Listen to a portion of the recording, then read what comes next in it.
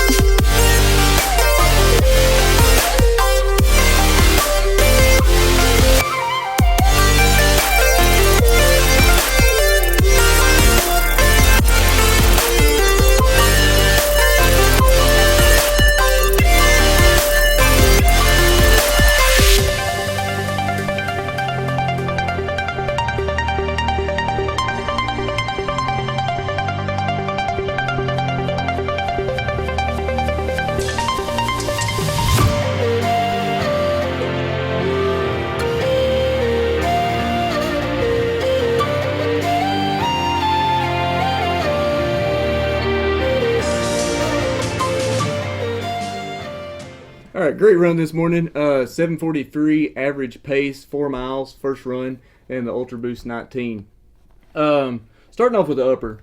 It uses a thicker thread than I've noticed than the Flyknit uppers of like the Epic Reacts and the Vaporfly 4% and the Zoomflies. And that actually, it feels like a thicker material, and it gives a little bit more support, but it still has the same kind of stretch and feel in it as the Flyknit material does, especially around in the tongue area.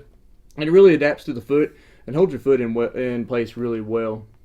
The heel collar and the heel cup, no problems with any kind of slippage or anything like that. Had a good locked in feel.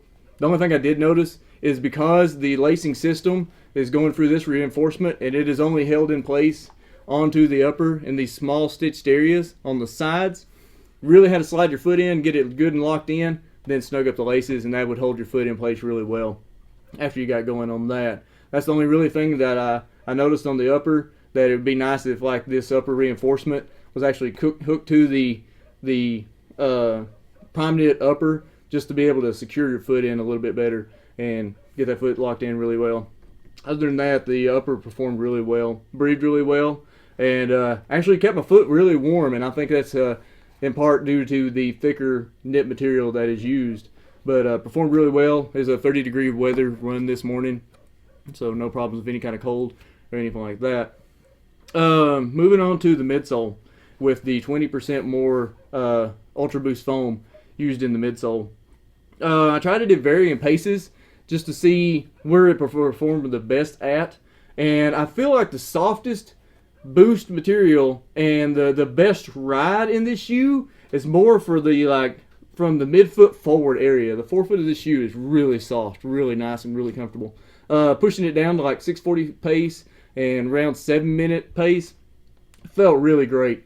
When I tried more of a slower pace, around like the 8:30s, something around there, 8:30s to 9, something like that, it almost felt like it was still a nice, smooth, good, comfortable ride, but it almost felt like you could really tell that it just didn't transition. It wasn't as smooth and soft as what the forefoot of this cushion is. So I wish I could get more of this feel from the forefoot cushion into the heel. But overall, a really good smooth ride. Not as bouncy and not as like soft as what I was expecting with this much boost foam.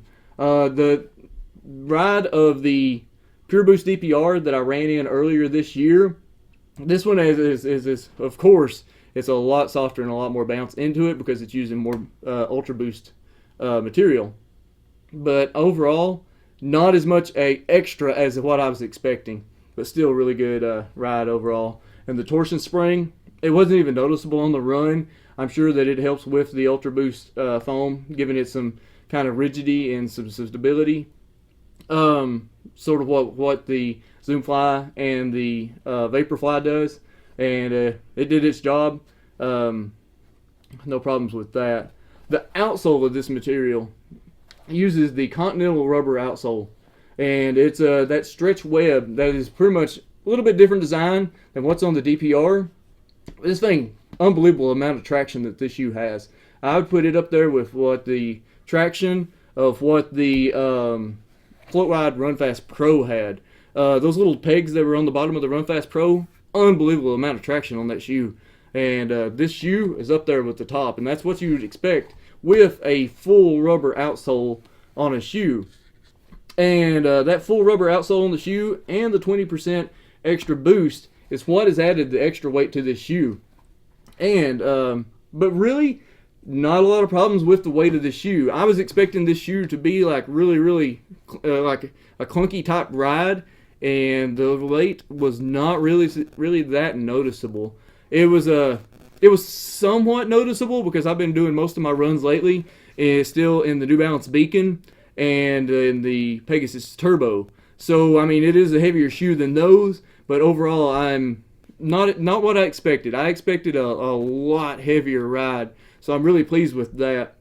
This shoe's roll and my running shoe rotation is actually going to be filling in about what that turbo roll does. I'm going to be using this shoe as more of my longer runs at more of a slower to moderate pace, somewhere around the 7:30 to 8s, up to 8:30s, something like that. This isn't going to be a shoe that I'm going to be trying to push any kind of speed workout for that. I'm going to use some of my faster shoes, especially one I've got coming in later this week with the Razor 3, and that's what I'm going to be using some of my faster runs in. Overall, I'm really pleased with this shoe, and I'm looking forward to doing a long run in this shoe later this week, and I'm going to see about trying to get that video up too, and just tell how it did on the long run. Finally, I had a request that somebody wanted to see the UltraBOOST 19, and they weren't a fan of the white laces. They wanted to see it with some black laces. So I actually went and found the laces from the Pure Boost DPR, and I threw them on there. So here's a look of what the shoe looks like with the black laces on it. I don't know. I'm sort of mixed feelings on this. Some ways I like it, some ways I don't. There's a lot of white thread into the upper, and I wish almost that the black thread was the more dominant and the white was just the accent color. But I think the black actually, I don't know, I'm sort of mixed feelings on the laces. Let me know in the comments below what you think about the UltraBOOST 19 and which one you like, the white laces or black laces. Which one do you think looks better? Like I said, this is a limited edition colorway, so this one, if you're able to find it, you might be able to find it on eBay or something like that. I'm not sure. The full release of this shoe is not coming out till February. By the time February gets here, I am planning on having already up to 200 to 300 miles on this shoe. So, we'll actually know how this shoe is performing up to then. Other than that, I think that's it for this shoe review. Be sure to follow me over on Instagram, and I'll keep you updated on some pictures on this and some runs. I'm going to start trying to hit up that social media. That's one of my goals for this upcoming year, is to be able to put some more stuff on Instagram and communicate with everybody a lot more on there. And plus, not having a lot more videos coming out on this channel, and trying to work into getting like a vlog and some new equipment I've got coming later this week that I'll be doing a review on. But that is it. Let me know in the comments below your thoughts on the UltraBOOST 19, if this is a shoe that you're looking into, or if you have any kind of questions, drop them down there and I'll answer them to the best of my ability. As always, thanks for watching, and thank you for your continued support.